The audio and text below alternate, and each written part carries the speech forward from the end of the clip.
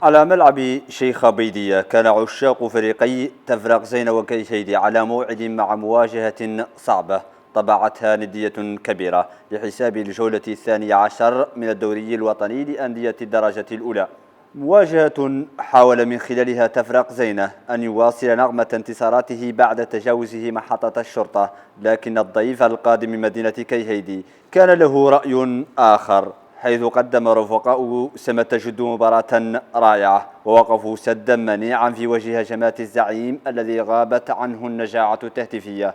وعلى مدى أطوار المباراة لم يستطع أي طرف أن ينال من شباك الآخر، وفي اللحظات الأخيرة خلق نادي كيهيدي فرصا خطيرة على مرمى الناموريجاو، لكن هجوم الفريق تعامل معها برعونة كبيرة مضيعا فرصة خطف انتصار ثمين من أمام أحد كبار البطولة الوطنية. وانتهت المباراة على التعادل السلبي 0-0 ليصعد تفرق زين للمركز الرابع ب19 نقطة، بينما حافظ كيهيدي على مركزه التاسع ب14 نقطة.